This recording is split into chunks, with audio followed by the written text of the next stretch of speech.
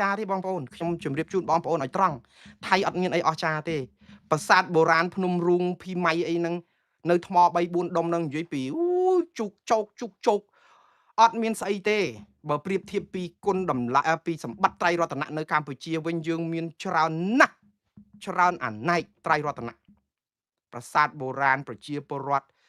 ធនធានធម្មជាតិស្អីស្អីហ្នឹងគឺយើងកូនដូនតាខ្មែរបន្សល់ទុកមកយើងគឺសម្បើមណាស់ក៏ប៉ុន្តែអស់លោកអ្នកដឹកនាំអីនេះទៅវិញទេដែលធ្វើឲ្យអាត្រៃរតនៈរបស់យើងនឹងខ្លាចទៅជាដុំខ្ជូងសម្ងាយហ្នឹងដុំខ្ជូងសុទ្ធតែម្ដងអ្នកដែលលហេមលហានគឺប្រជាពលរដ្ឋហើយឲ្យថៃអត់មានអីសោះភ្ញៀវគេ25លានអ្នកមួយឆ្នាំយើងមានគ្រប់យ៉ាង1លានជាងឥឡូវបានតែ1លាន1សែន1លាន5សែន6ខែ5ខែដំបូងធ្លាក់អស់50%រឿងនេះហ្នឹងហើយយើងអាចបន្ទោសមកពីចំនួនព្រំដែនថៃខ្មែរក៏បានដែរយើងអាចនិយាយពីរឿង scam online ក៏បានដែរយើងអាចបន្ទោសចឹងទៅថាមកពីមាន scam online មានចំនួនព្រំដែនធ្វើឲ្យភ្ញៀវថយចុះមិនមែនចឹងទេបើមានចំនួនព្រំដែនភ្ញៀវថយចុះមែនណាម៉ោងនេះថៃត្រូវថយអស់ឲ្យភ្ញៀវព្រោះថៃក៏ឆ្លោះគ្នាមួយខ្មែរនឹងដែរហ្នឹងហេតុអីបានភ្ញៀវនៅថៃកើន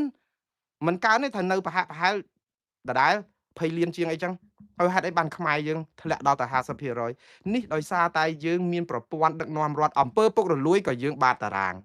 ជាប់បាតតារាងនីតិរដ្ឋក៏យើងបាតតារាងយុត្តិធម៌សង្គមបាតតារាងនយោបាយសិទ្ធិមនុស្សបាតតារាងមានអីទៀតដែលយើងដែលលោកហួតហាក់ចង់យកទៅប្រាប់ពិភពលោកឲ្យដកកង្កែបចេញពីដងហ្នឹងគឺដកកង្កែបអស់លោកហ្នឹងឯងដកអាសតិសម្បញ្ញៈជាកង្កែបនៅក្នុងជួររដ្ឋាភិបាលហ្នឹងហើយអស់លោកបើចង់ឲ្យត្រៃរតនៈនេះណាឲ្យពិភពលោកចង់ទៅលេងចង់ទៅសបាយចង់ឲ្យខ្មែរយើងបានទទួលបានផលទាំង18លាននាក់គឺដូររបៀបដឹកនាំរដ្ឋឡើងវិញ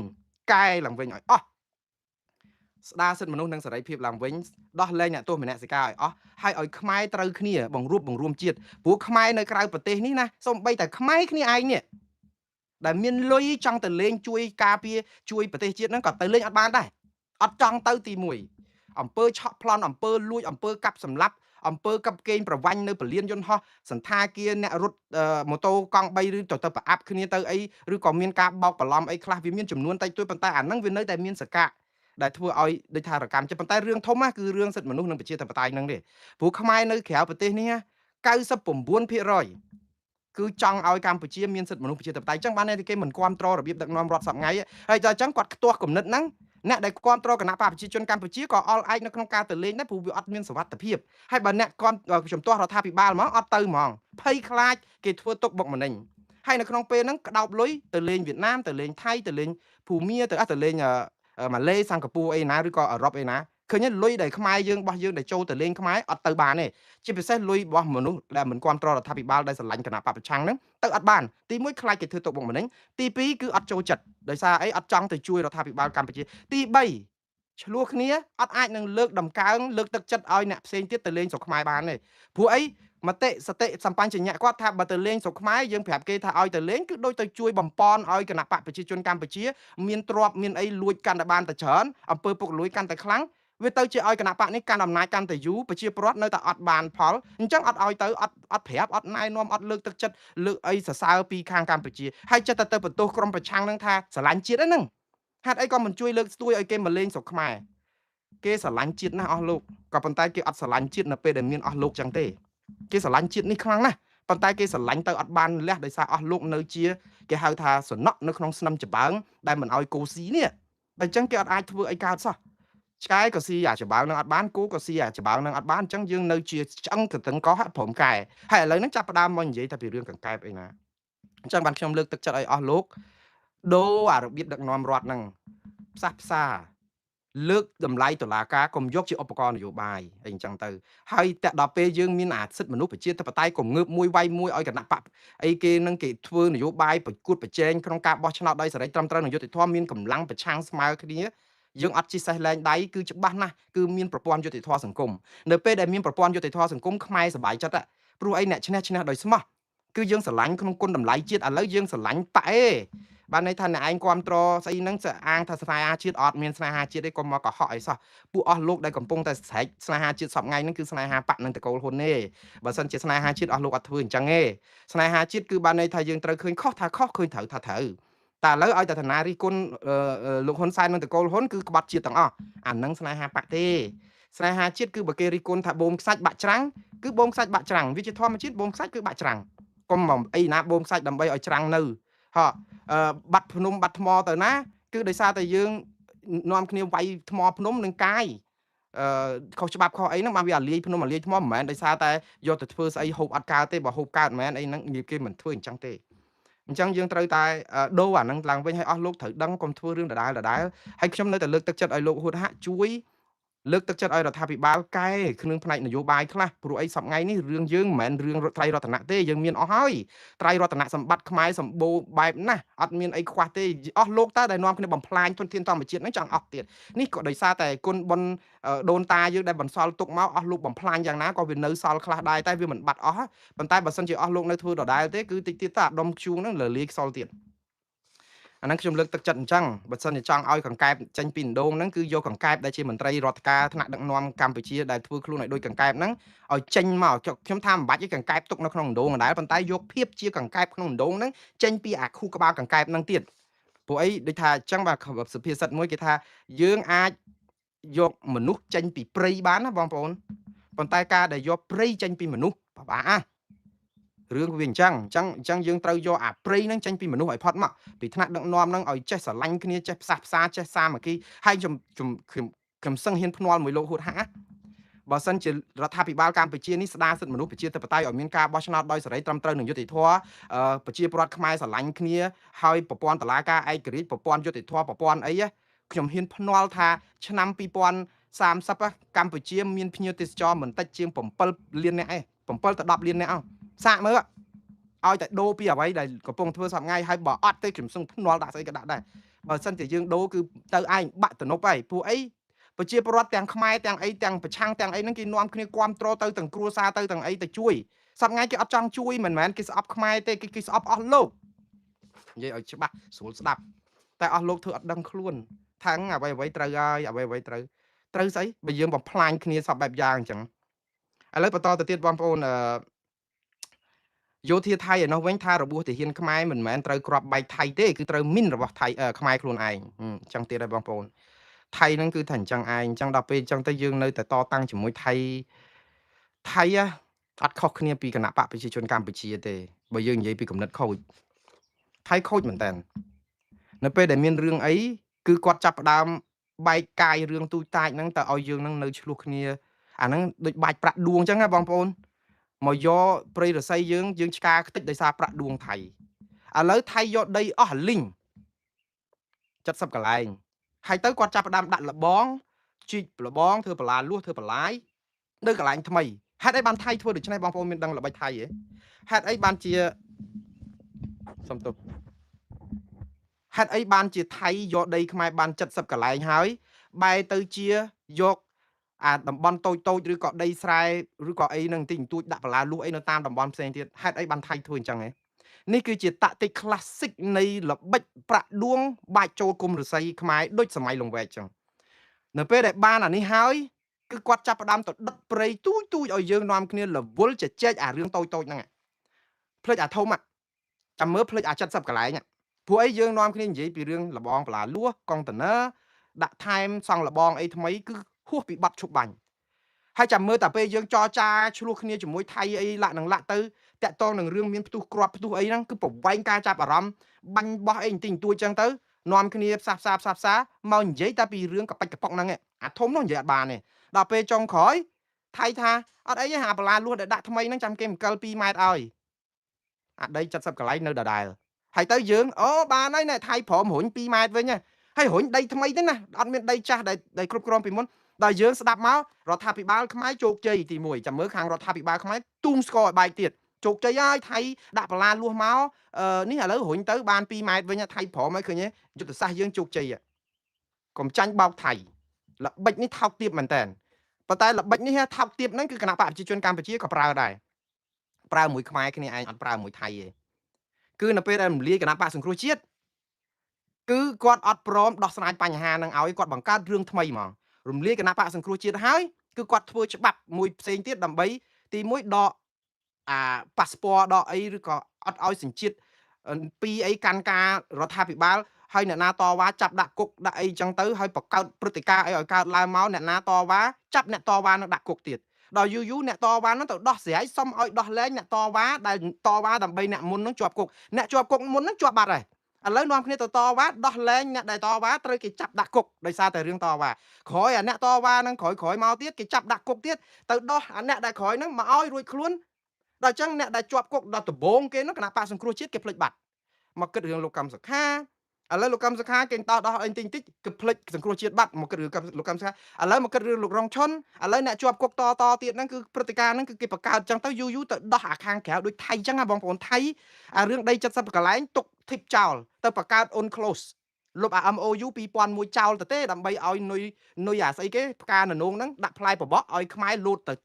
ពណ៌មកផ្លែបបក់ដែលអត់មាននុយហ្នឹងដោយផ្កាននងភ្លឹបជាប់ភ្លឹបទៅ on close ឡើងទៅចរចាក្រៅទ្វារភាគីថៃបិទព្រំដែនអាកន្លែងចរចាភាគីដីគោក70កន្លែងដាច់ភឹងថៃដាក់លបងថែមទៀតចែកដីចែកអីហោះធ្វើអីធ្វើស្រែអីចឹងដល់ពេលអញ្ចឹងអា70កន្លែងនៅម្ដុំគាត់រៀលមកយើងតវ៉ាកោទោសតវ៉ាកោទោសមិនទទួលស្គាល់បដិសេធតវ៉ាកោទោសមិនទទួលស្គាល់បដិសេធថៃមកទៀតរលទៀតដល់តែពេលចុងក្រោយចាំមើលដូចខ្ញុំនិយាយចឹងចុងក្រោយសម្រាប់ស្រួលគ្នាទៅណាអាស្អីគេលបងស្អីគេដែលធ្វើហ្នឹងវាយបន្តិចទៅអីបើបានវាយតាមម្ដុំណាទូងស្គរបែកធ្លាយបាត់ជោគជ័យហើយយើងដោយសារតែឃើញថៃព្រមវាយលបងចោលមួយតាមពិតអត់នៅក្នុងបាត់ជប់បាញ់ថ្ងៃ27ខែធ្នូឆ្នាំ2025ទេ70កន្លែងហ្នឹងនៅដដែលឲ្យតែបានកន្លែងណាមួយចាំមើលថាឲ្យតែបានកន្លែងណាមួយស្ដាប់សម្ដីមួងនារីតស្ដាប់ពាក្យខ្ញុំមកបងប្អូនឲ្យតែរដ្ឋាភិបាលខ្មែរឲ្យថៃដកតែបលាលួសនៅកន្លែងណាថ្មីដែលទៅដាក់បានហ្នឹងតែ2ម៉ែត្រទៅក្រោយហ្នឹងក៏យើងទូងស្គរធ្លុះដែរថាថៃដកថយហ្នឹងតាមពិតគឺអានឹងរឿងថ្មីទេអានេះជាយុទ្ធសាស្ត្រ classic ដ៏ថោកទាបរបស់រដ្ឋាភិបាលថៃនិងទាហានថៃដែលប្រើដូចសម័យលង្វែកអញ្ចឹងគឺប្រាក់ដួងយុទ្ធសាស្ត្រគេហ្នឹងអញ្ចឹងតែវាអកុសលយើងទទួលកម្មពៀដោយសារបណ្ដាសានៃការធ្វើបាបគណៈបកប្រឆាំងខ្មែរគ្នាឯងនៅក្នុងស្រុកអាយុទ្ធសាស្ត្រក៏ក្រិចរបស់គណៈបកកណ្ដាលអំណាចដែលធ្វើជាមួយនឹងបកប្រឆាំងឥឡូវត្រូវបានថៃយកមកធ្វើជាមួយរឿងដែនអធិបតេយ្យរបស់យើងដូចគ្នាយុទ្ធសាស្ត្រនេះគឺដូចគ្នាបងប្អូនតើមើលដូចគ្នាហើយចាំមើលតិចទៀតអញ្ចឹងហើយដូចគ្នាចឹងគណៈបកប្រជាជនកម្ពុជាបងប្អូនឃើញឃើញយុទ្ធសាស្ត្រស្មោកគ្រោករបស់គាត់ទេឃើញកក្រិចទេយើងចាំមើលលោកកម្មសខាចាប់គាត់ដាក់គុកជាប់គុក9ឆ្នាំដាក់គុកពីគុកនៅតាពាំងប្លង់យកមកដាក់នៅភ្នំពេញគេថាធូរបន្តិចឃើញយើងធូរបន្តិចយើងផ្លេចគិតរឿងសង្គ្រោះជាតិហើយនៅពេលដែលអូគេបថយលោកកម្មសខាបន្តិចធូរបន្តិចហើយដល់ពេលឥឡូវ9ឆ្នាំក្រោយមកគណៈបកសង្គ្រោះជាតិក៏គេមិនរកយុត្តិធម៌ឲ្យគាត់បធូរបន្តិចយកចេញពីក្នុងផ្ទះឲ្យទៅមកនៅក្រៅផ្ទះតែដកហូតសិនយោបាយយើងថាធូរបន្តិចទៀតតែតាមពិតអត់មានធូរទេគេឲ្យយើងបំភ្លេចអ្វីដែលជាការតស៊ូសម្រាប់គណៈបកសង្គ្រោះជាតិបាត់អស់ហើយឥឡូវការតស៊ូគណៈបកសង្គ្រោះជាតិនៅណាយើងទាំងអស់គ្នាដោយសារតែគេបង្កើតព្រឹត្តិការណ៍ថ្មីរហូតដើម្បីឲ្យយើងលុបអាការតវ៉ាគណៈបកសង្គ្រោះជាតិឥឡូវលុបបាត់អស់យើងមកតវ៉ាថ្មីហ្នឹងចេញមកតវ៉ាលោករងឈុនចេញមកតវ៉ាលោកកើតសារាយតវ៉ាលោកស្រុនស្រនតវ៉ាដើម្បីកញ្ញាសេងធីរីតវ៉ាដើម្បីចលនាមេដាធម្មជាតិទាំង5នាក់ហើយដល់ពេលអ្នកតវ៉ាហ្នឹងគេចាប់ដាក់គុកទៀតតិចទៀតតវ៉ាអ្នកដែលតវ៉ាដែលគេត្រូវដាក់គុកតាមក្រោយហ្នឹងទៀតគឺគេបង្កើតឲ្យវល់អញ្ចឹងទាំងអស់នេះជាយុទ្ធសាស្ត្រដ៏ស្មោកគ្រោកមែនតើដែលថៃធ្វើចំពោះខ្មែរហើយនេះជាបណ្ដាសាទេបងប្អូនដោយសារយើងធ្វើបាបគ្នាឯងអញ្ចឹងបើសិនជាយើងជឿលើព្រះជឿលើបាបជឿលើបុណ្យជឿលើអំពើកុសលកម្មនេះជាអំពើបាបហើយបើយើងជឿលើសាសនាពុទ្ធនេះជាអំពើបាបហើយព្រោះយើងបាបនឹងក្នុងការធ្វើបាបគ្នាឯងដល់តែពេលសាសដតីគេធ្វើមកយើងហើយឥឡូវយើងខាត់ទាំងសងខាងខាត់ទាំងខ្មែរបែកបាក់ជាតិខាត់ទាំងអយុធសាស្ត្រថៃហ្នឹងធ្វើឲ្យខ្មែរបាត់ដីទៀតចុះអាភ័ព្វយ៉ាងនេះហើយខ្មែរយើងមើលអត់ឃើញគណៈបកប្រជាជនធ្វើអីក៏ត្រូវដែរគណៈបកប្រឆាំងនិយាយអីក៏ទៅដែរអញ្ចឹងបានថាយោធាថៃគេធ្វើអញ្ចឹងហើយបងប្អូនអញ្ចឹងបានខ្ញុំលើកទឹកចិត្តថាឥឡូវថៃគេថាអាមានព្រឹត្តិការណ៍គ្រាប់បែកព្រឹត្តិការណ៍អីថៃពវៀងទៀតដែរហើយចាំមើលចរចាសម្របសម្រួលអីទៅគ្រាន់តែហើយចឹងឥឡូវដឹងហើយមានការស៊ើបអង្កេតថៃគេស៊ើបអង្កេតហើយគេថាអាហ្នឹងគ្រាប់បែកតែខ្មែរជន់មីនមិនមែនគ្រាប់បែកខ្មែរអកុសលមែនតើក្រសួងការពារជាតិកម្ពុជាតែហ៊ានខ្មែររបួស4នាក់ធ្ងន់3ស្រាល1អត់ទាំងហ៊ានថារបួសធ្ងន់ប្រមាណស្រាលប្រមាណទៀតថារបួស4នាក់ហើយថាដោយសារតែផ្ទុះគ្រាប់ក្រោយតាហ៊ានខ្មែរដើរផុតនៅក្នុងល្បាអត់ទាំងហ៊ានថាតាហ៊ានថៃចោលគ្រាប់បែកមកលើតាហ៊ានខ្មែរទៀតថានៅស៊ើបអង្កេតសិនតាហ៊ានខ្មែរខ្លួនឯងនៅជួរមុខថាគេចងកសែងគប់គ្រាប់បែកមកលើតាហ៊ានខ្មែរគ្រាន់តែប៉ុណ្្នឹងយើងមិនទាំងហ៊ានថាផងយើងនៅស៊ើបអង្កេតទៀត អានេះហើយចឹងបានថាយើងវាកម្មពៀមែនតើបងប្អូនកម្មពៀរហូតដល់ថាគេមកបោកគ្រាប់បែកលើយើងគ្រាន់តែថាគេគប់គ្រាប់បែកក៏យើងអត់ហ៊ានដែរអញ្ចឹងណាខ្មែរយើងអញ្ចឹងណាគេមកឈ្លានពានដីយើងគ្រាន់តែប្តឹងថៃទៅតុលាការព្រំប្រទានអន្តរជាតិក៏មានក្រុមអស់លោកមកខាត់ដែរថាធ្វើហ្នឹងមិនត្រូវទេអត់ត្រូវទេ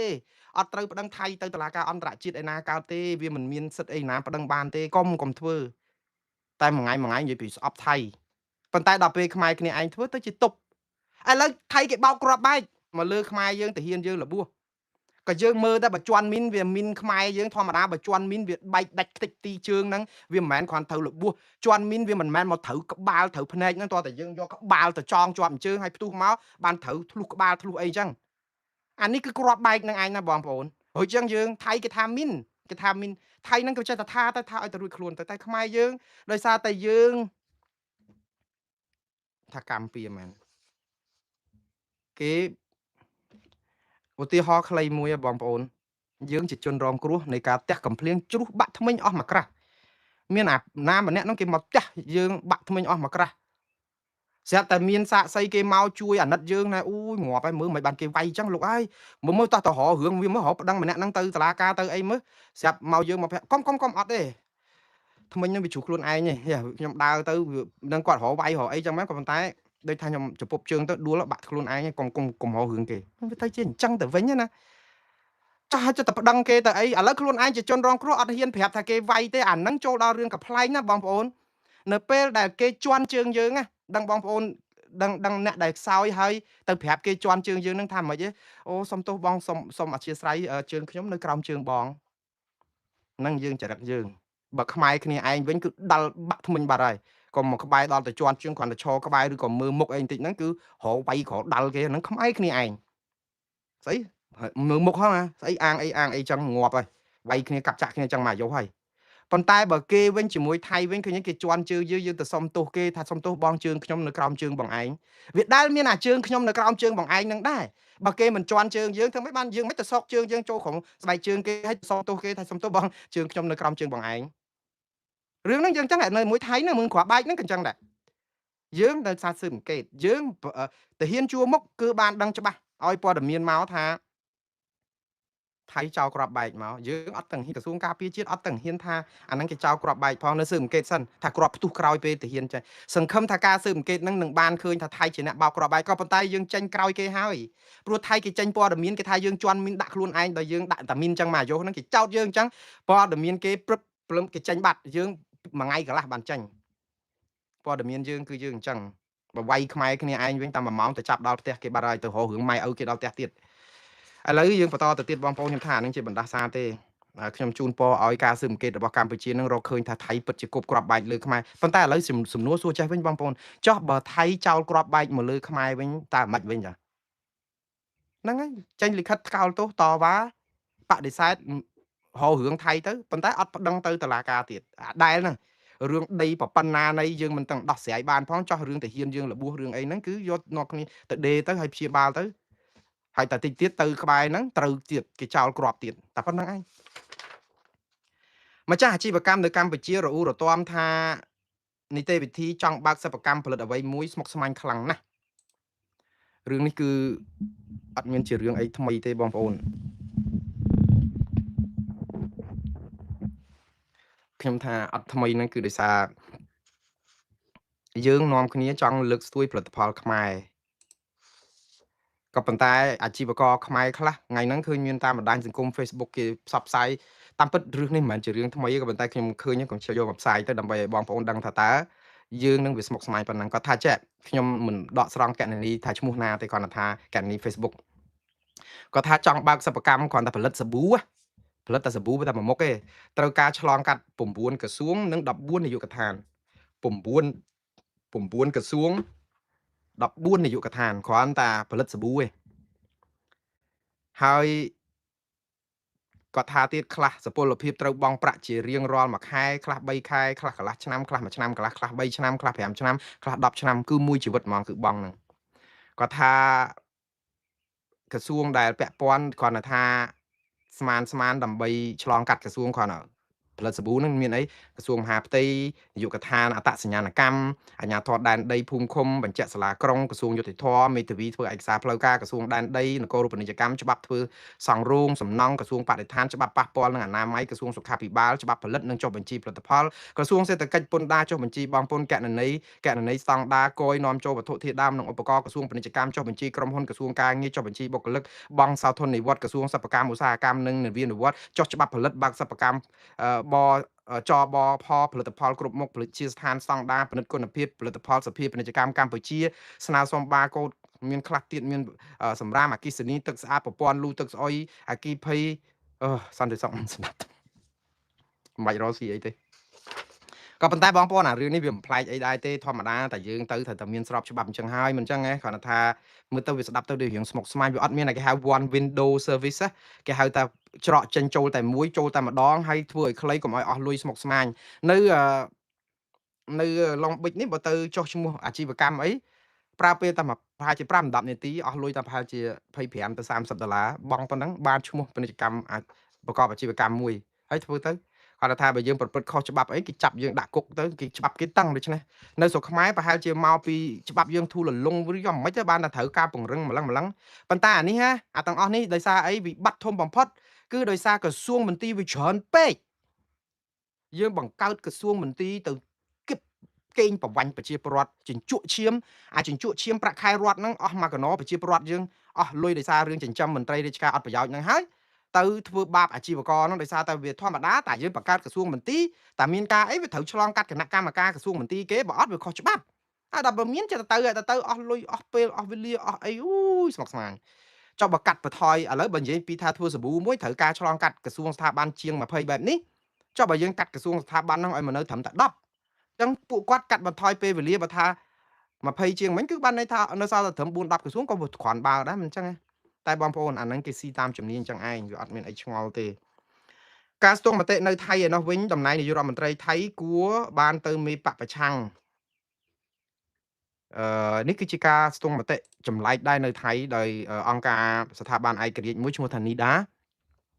នេះធ្វើស្ទង់មតិពីថ្ងៃទី29ខែមិថុនាដល់ថ្ងៃទី2ខែកក្កដាគាត់ស្ទង់មតិប្រជាពលរដ្ឋ2500នាក់អាយុចាប់ពី18ឆ្នាំឡើងទៅដោយកម្រិតអប់រំវប្បធម៌អីមិនរើសទេគឺចម្រុះហើយសំណួរដែលគេសួរហ្នឹងគឺសួរថាតើអ្នកណាគួរតែជានាយករដ្ឋមន្ត្រីរបស់ថៃដែលមានប្រជាប្រិយនៅក្នុងពេលបច្ចុប្បន្ននេះការធ្វើស្ទង់មតិនេះក៏ស៊ីអារម្មណ៍ដែរហើយចុះបើគេមាននាយករដ្ឋមន្ត្រីមានអនុទានច័ន្ទវរៈគុលហេតុអីបានចាំបាច់ធ្វើការស្ទង់មតិធ្វើអីទៀតចង់បាននាយករដ្ឋមន្ត្រីអីទៀតចង់ឲ្យមានច្បូកច្បល់ក្នុងសង្គមហ្នឹងឬក៏យ៉ាងម៉េចខ្ញុំអត់យល់ដែរប៉ុន្តែការស្ទង់មតិហ្នឹងបញ្ជាក់ថាអ្នកដែលមានប្រជាប្រិយជានាយករដ្ឋមន្ត្រីសមជានាយករដ្ឋមន្ត្រីហើយមានប្រជាប្រិយលើសនាយករដ្ឋមន្ត្រីសប្ងៃគឺមិននាយករដ្ឋមន្ត្រីអនុទានច័ន្ទវរៈគុលទេគឺលោកណត្តភុងរឿងបញ្ញវុត្តដែលជាប្រធានគណៈបកប្រជាជនថៃដែលជាគណៈបកប្រឆាំងសប្ងៃទៅវិញទេដែលគេនិយាយដោយសារបន្ទុកដែលបានទៅលោករឿងបញ្ញវុត្តនេះគឺ26%បើប្រៀបធៀបទៅលោកអនុទានច័ន្ទវរៈគុលបានតែ21% 22%តែប៉ុណ្ណឹងទេអញ្ចឹងនៅក្នុងនេះគឺបានន័យថាម៉េចបានន័យថាសង្គ្រាមឬឈ្លានពានដែនអធិបតេយ្យកម្ពុជាខ្មែរថៃនឹងមិនស្បើយទេថៃធ្វើការស្ទង់មតិនេះគឺជាល្បិចថោកទាបមួយដែរពលល្បិចថោកទាបនេះគឺគាត់ចង់បង្ហាញឲ្យមានបញ្ហាដែលធ្វើឲ្យលោកអនុទានច័ន្ទវរៈគុលមានអារម្មណ៍ភ័យខ្លួនថាខ្លួនជាប់ឆ្នោតដោយការដែលវាយកាងដណ្ដើមឈ្លានពានដែនអធិបតេយ្យកម្ពុជាបាន70កន្លែងដូច្នេះបើសិនជាលោកណត្តភុងរឿងបញ្ញវុត្តគាត់មានប្រជាប្រិយជាងលោកអនុទានច័ន្ទវរៈគុលលោកអនុទានច័ន្ទវរៈគុលច្បាស់ជាមានអារម្មណ៍មិនសប្បាយចិត្តឬក៏ភ័យខ្លាចបាត់បង់ប្រជាប្រិយគាត់នឹងបន្តពង្រឹងធ្វើឲ្យលើសដើមទៀតដើម្បីរក្សាប្រជាប្រិយហ្នឹងក្នុងន័យនេះមានន័យថា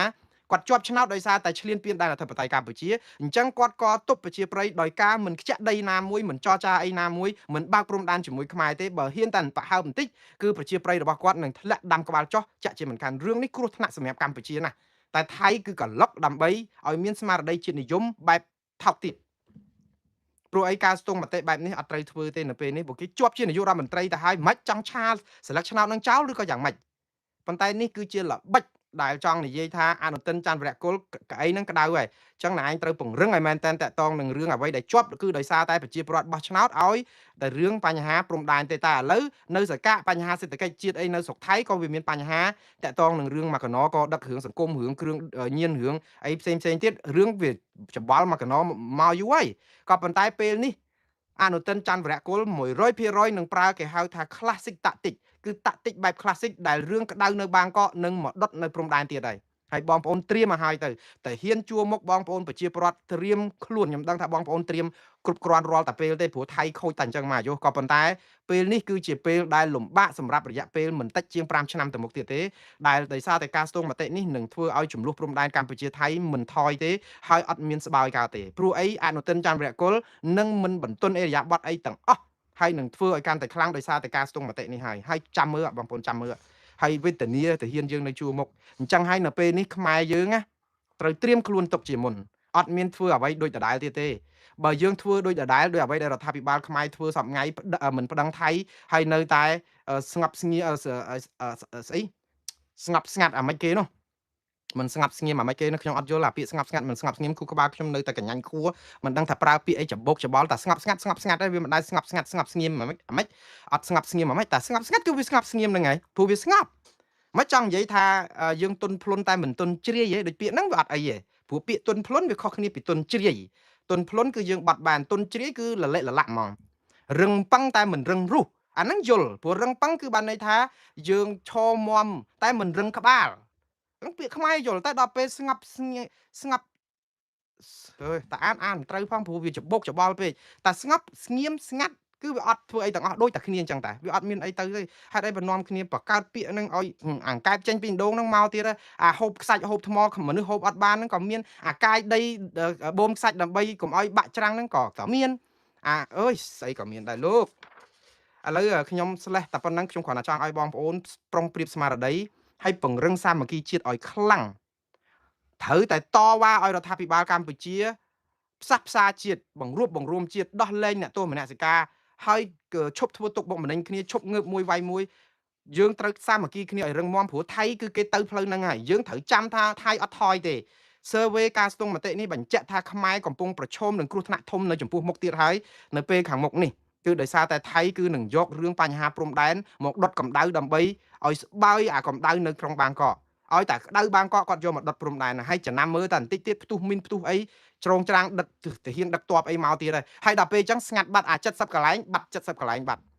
ដាក់បលាលួសមកក៏នៅតែដាក់បលាលួសនឹងជាបន្តទៀតរកម្មចិត្តណាស់ចឹងបានបងប្អូនពេលហ្នឹងទីអ្វីដែលខ្ញុំជាសំណងពរទី1ខ្មែរនិងខ្មែរកុំឆ្លោះគ្នាហើយត្រូវចេះយល់អំពីកម្លាំងរបស់យើងសាមគ្គីហើយខ្ញុំថាគណៈបកប្រជាជនកម្ពុជាត្រូវចងឆ្កែឲ្យជាប់ឆ្កែទាំងអស់នេះគឺចង្រៃខ្លាំងណាស់ចងឲ្យជាប់ហើយឈប់បញ្ញុះឲ្យខំត្រូវតែស្ដារឲ្យប្រជាពលរដ្ឋយើងត្រូវរើគ្នាសាមគ្គីជាតិជាធ្លុងមួយហើយដោះលែងអ្នកទោសមនសិការឲ្យអស់នេះគឺជាហើយដោះលែងលោកកម្មសខាឲ្យគាត់មានសិទ្ធិសេរីភាពពេញទំហឹងតែម្ដងលោករងឈុនក៏អញ្ចឹងដែររឿងពីរនេះណាលោកកម្មសខានិងលោករងឈុនគឺជារឿងធំបំផុតដែលអាចស្រាយចំណងអីផ្សេងដើម្បីរត់តាមក្រោយអាចដោះលែងសកម្មជនបរិស្ថានធនធានធម្មជាតិកញ្ញាសេងធីរីអីបដាប៉ុន្តែលោករងឈុននិងលោកកម្មសខាគួរតែជាបុគ្គលទៅមុនគេក៏បានដែរដើម្បីឲ្យខ្មែរយើងមានកម្លាំងអាចនឹងត្រូវគ្នាបានដោយសារតែឥឡូវគេកែហើយរដ្ឋាភិបាលគេកែខ្លះហើយអញ្ចឹងយើងប្រឹងកម្លាំងយើងព្រោះអីថៃអត់មានថយក្រោយទេយើងនៅតែវាយគ្នាហើយតើបើសិនជាអស់លោកអត់ព្រមស្ដារសិទ្ធិមនុស្សនិងប្រជាធិបតេយ្យអត់ព្រមផ្សះផ្សាជាតិអត់ព្រមដោះលែងអ្នកទោសមនសិការអត់ព្រមឲ្យសិទ្ធិនយោបាយទៅលោកកម្មសខានិងលោករងឈុនពេញទំហឹងឡើងវិញទេអស់លោកកំពុងតែធ្វើនយោបាយបំរើមហិច្ឆតារបស់ថៃដែលឈ្លានពានដណ្ដើមទឹកដីខ្មែរព្រោះចង់ឲ្យខ្មែរបែកបាក់ដើម្បីថៃស្រួលសង្កត់កខ្មែរហើយអស់លោកធ្វើទៅគេថាធ្វើអីធ្វើទៅកុំធ្វើឲ្យត្រូវដូចគេថាគេចោតអីចោតទៅកុំធ្វើត្រូវឲ្យដូចគេចោតបើអស់លោកនៅតែចិញ្ចឹមចិត្តមិនប្តឹងថៃទៅតុលាការព្រហ្មទណ្ឌអន្តរជាតិទៅតុលាការយុត្តិធម៌អន្តរជាតិហើយក្នុងពេលហ្នឹងមកកំតិចធ្វើបាបខ្មែរគ្នាឯងគឺយើងកំពុងតែឆ្លោះគ្នាក្នុងគ្រួសារដោយស្រាតកាយាក្នុងសង្គមជាតិឆ្លោះគ្នាក្នុងសង្គមជាតិដោយលាតកំណត់ទ្របឲ្យចោលថៃហើយបាទឥឡូវនេះគឺខ្ញុំបញ្ចប់ព័ត៌មានចុងក្រោយមួយទៀតគឺតកតងនឹងមេដឹកនាំអ៊ុយក្រែនទៅចូលរួមជំនួបកំពូល NATO ដើម្បីឆ្លៀតគៀកររកជំនួយយោធាបន្ថែមការពារទប់រុស្ស៊ីឃើញហើយបងប្អូនគេអញ្ចឹងលោក Zelensky ថ្ងៃនេះទៅចូលរួមកិច្ចប្រជុំកំពូលជំនួបកំពូលនៅអង្គការ NATO នៅអឺរ៉ុបគឺប្រទេសទួរគីនៅទីក្រុងអង្ការ៉ា គឺគាត់ទៅមានការស្វាគមន៍យ៉ាងកក់ក្ដៅពីប្រទេសនៅសមាជិក NATO អ៊ុយក្រែនមិនទាន់ជាសមាជិក NATO ទេរុស្ស៊ីអត់ចង់ឲ្យចូលប៉ុន្តែឥឡូវដោយសាររុស្ស៊ីផ្ដេសផ្ដាស់ពេកអ៊ុយក្រែនអាចនឹងចូលជាអង្គការ NATO ប៉ុន្តែមិនចូលក៏ដោយពេលនេះគឺZelensky កំពុងមានប្រជាប្រិយដោយសាររុស្ស៊ីភ្លីភ្លើពេកផ្ដេសផ្ដាស់ពេកឥឡូវនេះគាត់ទៅគៀងកររសភាវុធយោធានិងជំនួយផ្សេងៗដើម្បីជួយឲ្យអ៊ុយក្រែនទប់រុស្ស៊ីហើយអឺរ៉ុបអត់មានខ្លាចអីនឹងជួយអ៊ុយក្រែនទៀតទេព្រោះរុស្ស៊ីនេះអត់ព្រមបន្ថយភាពផ្ដេសផ្ដាស់នឹងអំពើឈ្លានពានរបស់ខ្លួនហើយតុលាការព្រហ្មទណ្ឌអន្តរជាតិបានចេញដីកាតាមចាប់លោកពូទីនហើយកំពុងបានចោទប្រកាន់ថារុស្ស៊ីឈ្លានពានអ៊ុយក្រែនទៀតដូច្នេះអ៊ុយក្រែនមានទឹកមាត់ប្រៃដោយសារតុលាការព្រហ្មទណ្ឌអន្តរជាតិនេះគេចេញដីកាចាប់ពូទីននេះបើយើងប្តឹងទៅតុលាការព្រហ្មទណ្ឌអន្តរជាតិឲ្យគេចេញដីកាចាប់មេដឹកនាំថៃណាមួយយោធាថៃយើងក៏មានទឹកមាត់ប្រៃដើម្បីឲ្យអន្តរជាតិគេជឿថាខ្មែរយើងជាអ្នកដែលជនរងគ្រោះថៃជាអ្នកឈ្លានពានទេព្រោះឥឡូវអន្តរជាតិអត់ដឹងថាអ្នកណាឈ្លានពានទេគេថាយើងខូចទាំងពីរដោយសារយើងមិនប្តឹងថៃទៅតុលាការព្រហ្មទណ្ឌអន្តរជាតិហ្នឹងណាបាទឥឡូវដល់ព័ត៌មានចុងក្រោយគឺមានដឹកនាំអ៊ីរ៉ង់ឯនោះវិញពុំមានលោកត្រាំថាបើនៅតែហ៊ានគម្រាមវាយអ៊ីរ៉ង់ទៀតខ្លួននឹងលែងបន្តចរចាខ្លាំងដល់ប៉ុណ្ណឹងទៀតអ៊ីរ៉ង់ម្សិលមួយថ្ងៃគឺមនុស្សប្រហែលជា1លានអ្នកបាទដែលទៅហែសពរបស់មេដឹកនាំអ៊ីរ៉ង់ដែលអាមេរិកទម្លាក់គ្រាប់ស្លាប់អស់20អ្នកជាងនោះណាឥឡូវនេះគឺប្រជាប្រដ្ឋអ៊ីរ៉ង់ហ្នឹងគឺគេហាក់បីដូចជានៅមូលមាត់គ្នាជាមួយនឹងមេដឹកនាំអ៊ីរ៉ង់ហើយគេនៅមកចោទអាមេរិកថាលឹមលំមិនស្មោះត្រង់ចរចាចាប់ដៃជន់ជើងអញ្ចឹងទៅឥឡូវដោយសារសម្រាប់ដោយសារហែសពហ្នឹងមេដឹកនាំអ៊ីរ៉ង់ថាចប់ពីហែសពហ្នឹងទៅក៏អត់ចរចាអីដែរបើលោកត្រាំនៅតែគម្រាមកំទេចអ៊ីរ៉ង់ដដែលគាត់ថាចរចាអត់កើតទេព្រោះចរចាចាប់ដៃជន់ជើងខ្ញុំមិនដឹងថាឥទ្ធិពលអ៊ីរ៉ង់គម្រាមលោកត្រាំបានយូរប៉ុណ្ណាទេប៉ុន្តែខ្ញុំជឿថានៅអ៊ីរ៉ង់នេះរឿងនឹងមិនចប់ទេដរាបណាការបោះឆ្នោតចុងអាណត្តិនេះថ្ងៃទី3ថ្ងៃទី4ខែវិច្ឆិកាឆ្នាំ2026ដែលជិតមកដល់នេះមិនទាន់ចប់សពគ្រប់គឺរឿងអ៊ីរ៉ង់នឹងអូសរហូតដល់បោះឆ្នោតឬក៏រហូតដល់បោះឆ្នោតអាណត្តិក្រោយទៀតព្រោះនេះគឺជារឿងនយោបាយហើយបាទអរគុណច្រើនបងប្អូនខ្ញុំស្លេះការផ្សាយរបស់ខ្ញុំត្រឹមប៉ុណ្ណឹងរាត្រីសួស្តីបងប្អូននៅស្រុកខ្មែរអរុនសួស្តីបងប្អូននៅក្នុងទីក្រុងរងបិចជម្រាបលាទាំងអស់គ្នាជួបគ្នានៅយប់ស្អែកទៀតបាទសូមអរគុណ